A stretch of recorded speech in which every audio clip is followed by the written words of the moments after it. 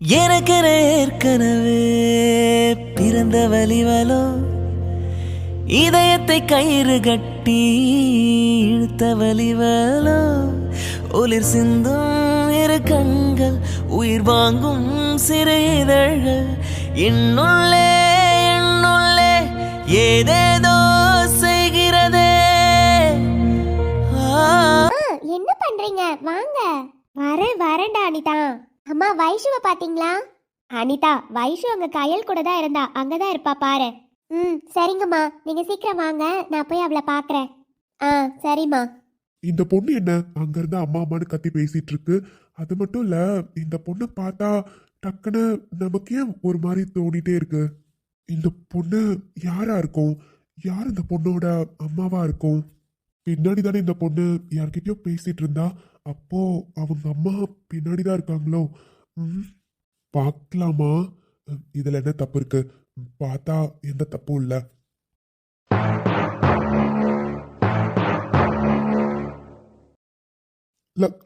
லக்ஷ்மி, லக்ஷ்மி, லக்ஷ்மி, நீ தானே? நீ எப்படி இங்க? என்னையா, என்ன பார்க்க ஆச்சரியமா இருக்கோ? என்ன லக்ஷ்மி இப்படி பேசிட்டு இருக்க? எத்தனை நாள் கழிச்சு உன்னை பாக்குறேன். நிஜமா என் கண்ணை என்னால நம்பவே முடியல. நீதானா இது? ஆமாயா, நானே தான். என்ன பார்த்தா அப்புறம் எப்படி தெரியுது உனக்கு? என்ன லக்ஷ்மி, எத்தனை வருஷம் கழிச்சு உன்னை திரும்பி பாக்குறேன், என்கிட்ட இப்படி பேசிட்டு இருக்க? உன்னெல்லாம் வேற எப்படியா பேசுறது? ஆமா, இத்தனை வருஷமா எங்க இருந்தீங்க? உங்களை எவ்வளவு நாளா நான் தேடிட்டு இருந்தேன்னு தெரியுமா லக்ஷ்மி? ஆனா உங்களை என்னால கண்டுபிடிக்கவே முடியல. பழைய ஊர்ல எத்தனை முறை வந்து பார்த்திருக்கேன் தெரியுமா? ஆனா நீங்க எங்கேயுமே கிடைக்கல. நம்ம பொண்ணா அனிதா? அப்போ நம்ம பொண்ணா? யோ, அவ பொண்ணு நம்ம பொண்ணு கிடையாது, என் பொண்ணு. என்னையா ஆச்சரியமா இருக்கோ? என்னடா, 2 பிள்ளைய கொடுத்துட்டு விட்டுட்டு வந்துட்டோமே, எப்படி அந்த பிள்ளைங்க இருக்கோ இல்லையோ, இவெல்லாம் எப்படா நம்ம முன்னாடி வந்து நிக்கிறானே ரொம்ப ஆச்சரியப்படுறியோ? பார்த்துக்கோயா, என் பிள்ளைய நல்லா படிக்க வச்சு நல்ல இடத்துல கல்யாணம் பண்ணி கொடுத்துருக்கேன். போதுமா? அனிதாவும் என் பொண்ணு தான், வைஷ்ணவியும் என் பொண்ணு தான்.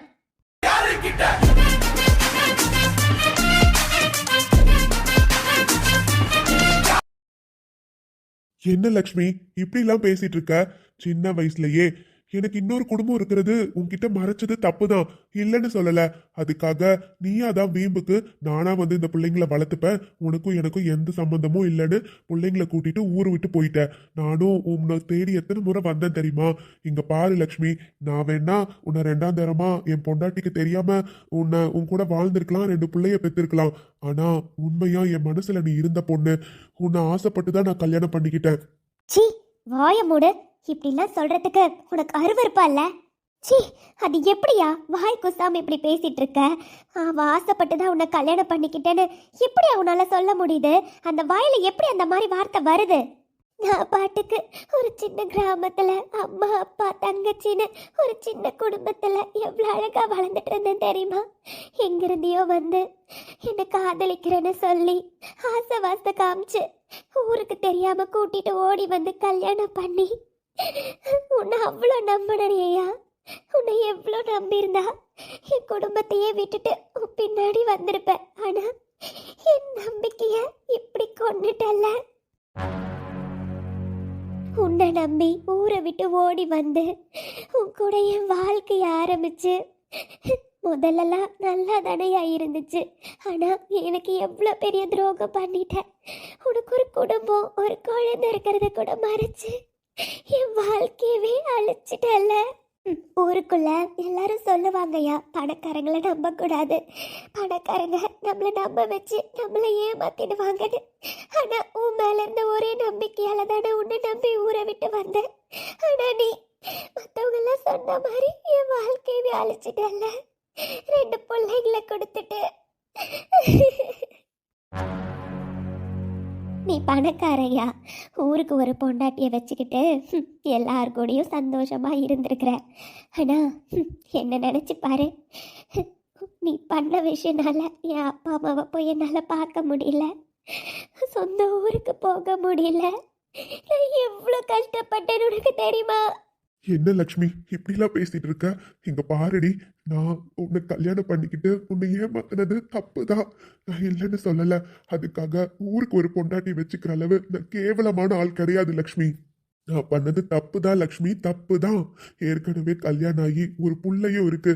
ஆனா உன்னை பார்த்த உடனே பிடிச்சி போய் உன்கிட்ட அந்த விஷயத்த மறைச்சு உன்னை கல்யாணம் பண்ணி 2 பிள்ளைங்களை கொடுத்துட்டு உன்னை கண்டுக்காம இருந்தது தப்புதான். ஆனா நான் உன்னை கண்டுக்காம இல்லை லக்ஷ்மி. அப்போ பிஸ்னஸ்னு வெளிநாட்டுக்கு போக வர, அதனால அப்போ எனக்கு அது பெருசா தெரியல. ஆனா நாள் போக போக எத்தனை நாள் உன்னை தேடி இருக்கேன்னு தெரியுமா?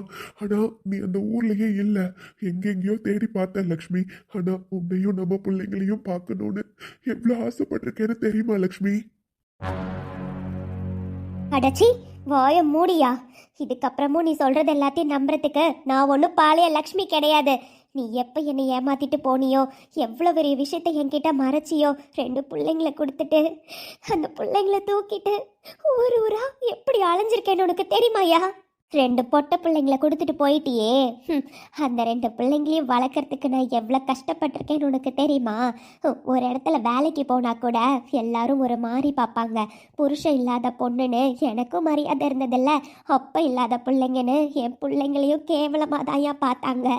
வயசுக்கு வந்ததுக்கப்புறம் அந்த பிள்ளைங்களை வெளியே அனுப்புறதுக்கு எவ்வளோ கஷ்டப்பட்டிருக்கேன்னு உனக்கு தெரியுமா? லக்ஷ்மி, எனக்கு எல்லாம் புரியுது லக்ஷ்மி. வார்த்தையால என்ன கொல்லாத லக்ஷ்மி. அப்போ நான் பண்ணது தப்புதான், நான் இல்லைன்னு சொல்லல. அதுக்காக இத்தனை வருஷம் கழிச்சு உன்னை பாக்குறேன். ஆனா இப்பவும் நீ இப்படியே பேசினா எப்படி லக்ஷ்மி? என்னையா நடிக்கிறியா? இதெல்லாம் உன் மூஞ்சிக்கு செட்டே ஆகலை. எனக்கு தெரியாதா உன்னை பற்றி? நீ வேற ஒரு பொண்டாட்டி கூட வாழ்ந்துக்கிட்டே என் கூட வாழ்ந்தவன். அப்போ என்னென்ன பொய் சொல்லியிருக்க, என்னென்ன வார்த்தைகளை பேசியிருக்க. அப்படிப்பட்ட நீ இப்போ திருந்திட்டனா நம்பணுமா நான்? நடிக்காதையா, ரொம்ப நடிக்காத. உன் நடிப்பெல்லாம் நம்புறதுக்கு நான் ஒன்றும் பழைய லக்ஷ்மி கிடையாது. என்கிட்ட உன் நடிப்பு எதுவும் செல்லுபடியாகாது. நான் எல்லாத்தையும் பார்த்துட்டேன், எவ்வளவோ என் வாழ்க்கையில் அனுபவிச்சிட்டேன். இதுக்கப்புறமும் உன்னை பார்த்து நீ சொல்கிறதெல்லாம் நம்ப முடியாது.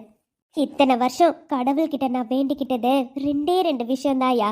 என் பிள்ளைங்கள நல்லபடியாக வளர்த்து நல்லவனுக்கு கல்யாணம் பண்ணி கொடுக்கணும், நல்ல வாழ்க்கையை அமைச்சு கொடுக்கணும். இன்னொன்று என்ன தெரியுமா? நான் சாகிற வரையும் உன்னை மட்டும் பார்க்கவே கூடாதுன்னு நினச்சேன். ஆனால் அந்த கடவுள் முதல் வேண்டுதலை நிறைவேற்றிட்டு 2வது வேண்டுதலை இப்படி நிறைவேற்றாமல் விடுவார்னு நான் நினச்சி கூட பார்க்கல. உன்னை பார்க்கவே கூடாதுன்னு தாயா நினச்சேன். உன் முகத்தில் முழிக்க வேண்டிய நாள் வரவே கூடாதுன்னு நினச்சேன். ஆனா இங்க பாரியா, இப்ப சொல்றதுதான். இந்த மாதிரி முகத்தை வச்சுட்டு நீ பேசினா மட்டும் நீ நல்லவன்னு நான் நம்பிட மாட்டேன். நீ எவ்வளவு கேடு கெட்டவன் எனக்கு தெரியாதா? இப்ப இருக்கிற பொண்டாட்டிக்காச்சும் உண்மையா இருக்கியா இல்ல அவங்களையும் ஏமாத்துறியான்னு யாருக்கு தெரியும்? என்ன லக்ஷ்மி இப்படிலாம் பேசிட்டு இருக்க? நான் உன்னை எவ்வளவு வருஷம் கழிச்சு பாக்குறேன்னு சந்தோஷமா பேசலான்னு வந்தா நீ என்னன்னா? போதும்யா, நிறுத்து. உன் நடிப்பை நிறுத்து. இதுக்கப்புறமும் உன்னை நம்புறதுக்கு நான் ஒன்றும் கேனச்சு கிடையாது. சீ, அம்மா என்ன பண்ணிட்டு இருக்கீங்க? அம்பான மகள் வந்தா அம்பானி நானாகிறேன். இந்த இன்ப மகாராஜ பெற்ற புதுரோ. ஒன்றும் இல்லை அனிதா, அங்கதான் வந்துட்டு இருக்கேன். சரி வா போலாம். சரிம்மா வாங்கம்மா, டைம் ஆச்சு. எல்லாரும் வீட்டுக்கு கிளம்பலான்னு பேசிட்டு இருக்காங்க. அங்க அத்தை உங்களை கூப்பிடுறாங்க, போலாமா? சரிடா போலாம் வா. அப்பா நீங்க இங்க நிக்கிறீங்க, நீங்களும் கிளம்பிட்டீங்களோ? நீ இப்போ என்னம்மா கூப்பிட்ட? என்ன என்னாச்சு? அப்பான்னு கூப்பிட்டேன். தாயே தாயே மகளன வந்தா. என்னாச்சுப்பா? உங்களை அப்பான்னு கூப்பிடக்கூடாதா? பிடிக்கலன்னா சொல்லிடுங்க, நான் கூப்பிட மாட்டேன். இல்லம்மா, அதுல என்ன இருக்கு? நீ என்ன அப்பான்லாம் கூப்பிடலாம், ஒன்றும் தப்பு இல்லம்மா. நீ எப்பவும் என்ன அப்பானே கூப்பிடு. அனிதா என்னாச்சுமா? என்ன அனிதா, யாரோ 3வது மனுஷனை அப்பான்னு கூப்பிட்டு இருக்க? அம்மா இவரு யாருன்னு உங்களுக்கு தெரியுமா? அம்மா சூர்யா அண்ணா இருக்காருல்ல, அவரோட அப்பா அம்மா. அது சாந்தி அம்மா என்கிட்ட இன்ட்ரடியூஸ் பண்ணி வச்சாங்களா, இவரை அப்பான்னு கூப்பிட சொன்னாங்கம்மா. அதனால தான் அப்படி கூப்பிட்டேன். என்ன அனிதா சொல்ற? சாந்தி சூர்யாவோட அப்பாவா? ஆமாம்மா, இப்பதான் சாந்தி அம்மா இன்ட்ரடியூஸ் பண்ணாங்க, அதனால தான். இங்க பாரு அனிதா, நீ சூர்யாவை அண்ணான்னு கூப்பிடுறத நான் என்னைக்குமே தப்பு சொன்னதே கிடையாது. ஏன்னா எத்தனையோ விஷயத்துல அவங்க நமக்கு துணையா இருந்திருக்காங்க. நீ சாந்தியவும் அம்மானு கூப்பிடுறதுல எனக்கு எந்த பிரச்சனையும் இல்லை. ஆனா யார் யாரையோ அப்பான்னு கூப்பிடுறதெல்லாம் என்னால் ஏத்துக்கவே முடியாது. இங்க பாரு அனிதா, நான் இப்ப சொல்றதுதான். இதுக்கப்புறம் எப்பவே இவரை நீ அப்பான்னு கூப்பிடக்கூடாது. இது வரையும் உன்கிட்ட யாரையும் இப்படி கூப்பிடணும் அப்படி கூப்பிடணும் நான் சொன்னதில்லை. எல்லாரையும் நீ பாசமா அன்பா தான் பார்த்துக்கிட்ட. ஆனா நான் சொல்றத கேளு அனிதா. யார் யாரையோ அப்பான்னு கூப்பிடுறதெல்லாம் என்னால ஏத்துக்க முடியாது. புரியுதா? உனக்கே நல்லா தெரியும். அம்மா, என்னம்மா ஆச்சு உங்களுக்கு? இதுக்கு முன்னாடி நீங்க இவ்வளோலாம் கோவப்பட்டதே இல்லை. நான் எத்தனையோ பேரை சித்தப்பா பெரியப்பான்லாம் கூப்பிட்டுருக்கனே, அப்பெல்லாம் நீங்க கோவப்பட்டதே இல்லை. இன்னைக்கு என்னம்மா ஆச்சு? சரிம்மா, உங்களுக்கு இவரை நான் அப்பான்னு கூப்பிடுறது பிடிக்கலன்னா நான் கூப்பிட மாட்டேம்மா. நீங்கள் எதுவும் தப்பாக நினைக்காதீங்க. சாரிம்மா, நான் கூப்பிடல. இங்கே பாரு அனிதா, என்னதான் எல்லாரும் தெரிஞ்சவங்களாவே இருந்தாலும் யாரையும் கண்ணை மூடிட்டு நம்ம நம்பக்கூடாது. அம்மா உன்கிட்ட எத்தனையோ முறை சொல்லி கொடுத்துருக்கேன்ல, எல்லா உறவுலுமே அப்படிதான். அப்பாங்கிற உறவுமே நான் சொன்னதை மாதிரி தான் இருக்கும். புரியுதா? அதனால எல்லாரையும் உடனே நம்பாத. வா போலாம். இல்லம்மா, நீ சூர்யாவை அண்ணான்னு தானே கூப்பிடுற, சாந்திய அம்மான்னு கூப்பிடுற. அப்போ என்ன அப்பான்னு கூப்பிடுறதுல எந்த தப்பும் இல்லையே. சாரி சார், தப்பாக எடுத்துக்காதீங்க. எனக்கு எங்கள் அம்மா வார்த்தை தான் முக்கியம். அவங்க இவ்வளோ கோவமாக எப்பயும் பேசினதில்ல. என்ன காரணம்னு தெரியல. அதனால் தப்பாக எடுத்துக்காதீங்க சார். நான் உங்களை சார்னே கூப்பிட்டுக்கிறேன். அனிதா, வா போகலாம். போகலாமா? அம்மாக்கு என்னாச்சு? எதுக்கு சடனாக இவ்வளோ கோவப்படுறாங்க? எப்போவும் இது வரையும் யாரையும் இப்படி கூப்பிடக்கூடாது பிடிக்கக்கூடாதுன்னு சொல்லி கொடுத்ததே இல்லை. இன்னைக்கு என்னன்னா என்னவா இருக்கும்?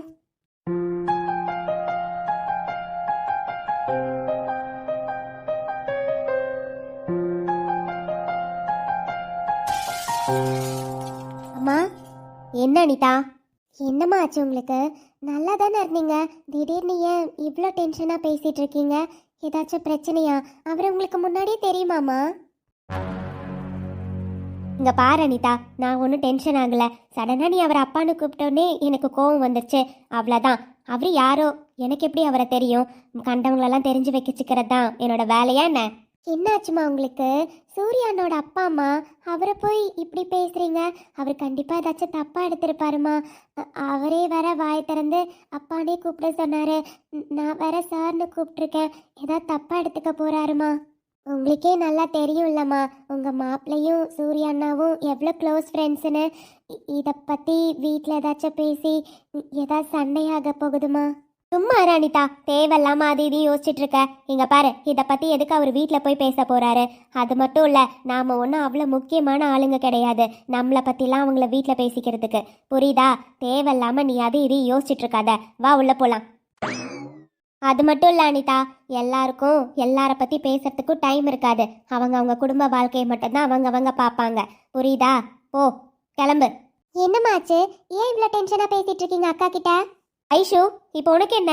நான் ஒன்றும் உங்கள் அக்காவை எதுவும் சொல்லலை. போதுமா? கிளம்புங்க ரெண்டு பேரும். மா, என்னாச்சு? எதுக்கு இவ்வளோ டென்ஷன் ஆகுறீங்க? மாமா தான் உங்கள் ரெண்டு பேரையும் கூட்டிகிட்டு வர சொன்னார். ஃபேமிலி ஃபோட்டோ எடுக்கணுமா?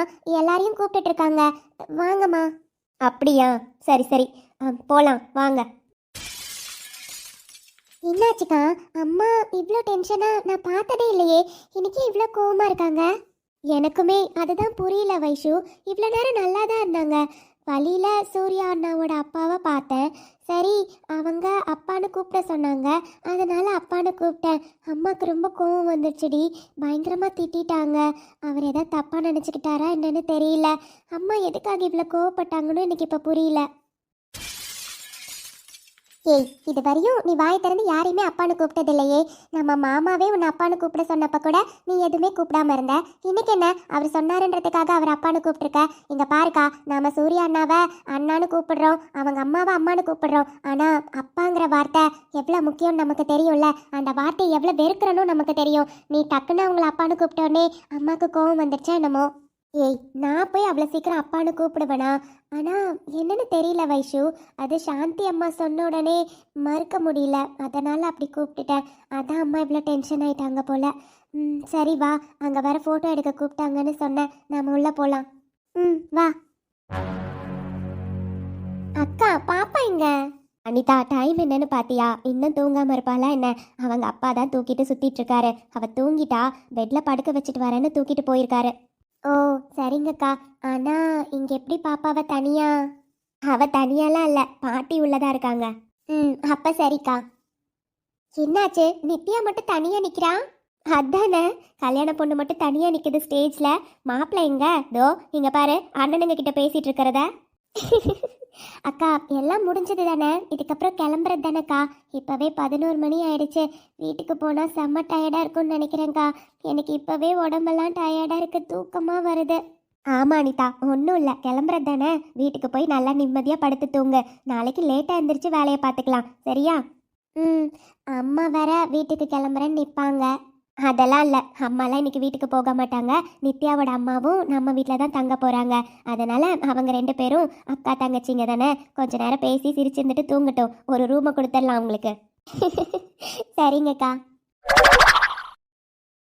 என்னடா வேலைலாம் முடிஞ்சதா? கிளம்பலாமா? கிளம்பலாம். என்னன்னா நித்யா வீட்டுக்கே அம்மாவும் பெரியம்மாவும் போறாங்க. 2 பேரும் அங்க தங்கிப்பாங்க. நாம 2 பேர் தான் வீட்டுக்கு போகணும். கிளம்பலாம். இது என்னடா புது பழக்கம்? பொண்ணு கொடுத்த இடத்துல போய் தங்கிட்டு? அது அவங்க தான் கூப்பிட்டாங்க. அதனாலதான் பெரியம்மாவும் தங்குறனால அம்மாவும் வரேன்னு சொல்லியிருக்காங்க. அக்கா தங்கச்சிங்க 2 பேரும் சேர்ந்து தங்கணும்னு நினைக்கிறாங்க. இதுல என்ன இருக்கு? அவங்க 2 பேரும் தங்கிட்டு நாளைக்கு வருவாங்க. என்னவோ புதுசா பழக்கத்தை பழக்கிட்டு. சரி வா, நாம கிளம்பலாம். நான் போய் அவங்க கிட்ட எல்லாம் சொல்லிட்டு வரேன். சீக்கிரம் வா.